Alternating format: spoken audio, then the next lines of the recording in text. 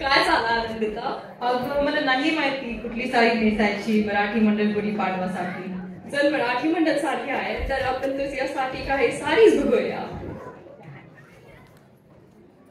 He had Paithani sari. It is known as one of the richest saris in Maharashtra. It is renowned for exquisite designs and luxurious fabrics made of gold, silk and threads. Paithani साडीचे वैशिष्ट्य म्हणजे संपूर्ण साडीवर भरत काम केलेले असते. पदरावर प्राणी, पक्षी आणि फुलांच्या नक्षी केली जाते. मोराची रचना सर्वात लोकप्रिय आहे. ही साडी पैठण नावाच्या शहरातली आहे आणि जनरली येवला गावात बनवली जाते. ही नऊवारी साडी आहे जी महाराष्ट्राच्या संस्कृती, सौंदर्य आणि कृपेचे प्रतीक आहे. नऊवारी साडी 9 गज कापडापासून बनवली आहे.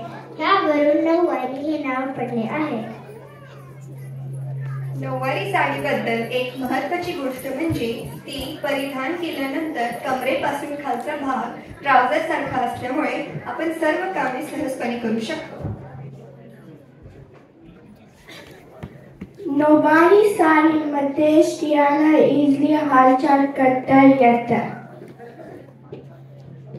आनंदीबाई जोशी, राणी ताराबाई भोसले आणि झाशीची राणी या काही ऐतिहासिक स्त्रिया ज्यांनी यांचे उत्तम उदाहरण ठेवले आहे.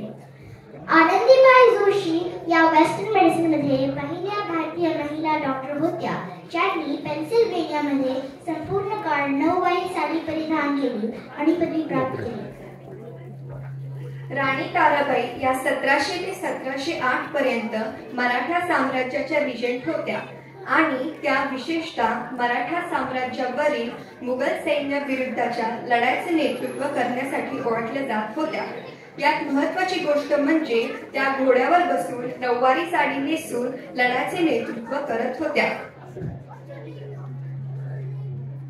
राणी लक्ष्मीबाई म्हणजेच झाशीची राणी या महाराष्ट्राच्या झाशी राज्याच्या महाराणी होत्या.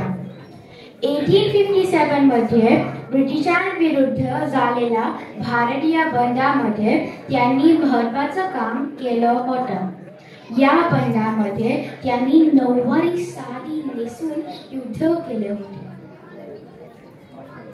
या तिघी महिलांनी नऊवारी साडीचे महत्त्व जीवनाच्या विविध क्षेत्रात दाखवून दिले.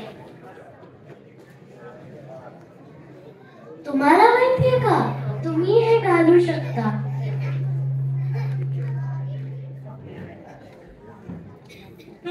ही साडी नाही आहे. हिमरू हा शब्द पर्शियन शब्द हमरूह पासून आला आहे ज्याचा अर्थ समान असा आहे. हिमरू फॅब्रिक रेशीम आणि कापसापासून बनवले जाते जे औरंगाबाद महाराष्ट्रामध्ये उगवले जाते. पर्शियन डिझाईन पासून प्रेरित झाल्यामुळे हे फॅब्रिक प्रसिद्ध आहे. वाह, किती व्हरायटी आहे साडीज मध्ये तुला चूज करायला.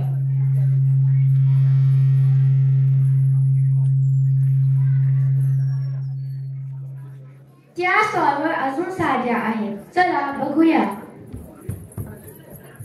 आपण आता बघू शकतो की ह्या साड्या केवळ वस्त्र नाही पण महाराष्ट्राची ओळख आहे, प्रतीक आहे आणि अभिमान आणि सांस्कृतिक वारसा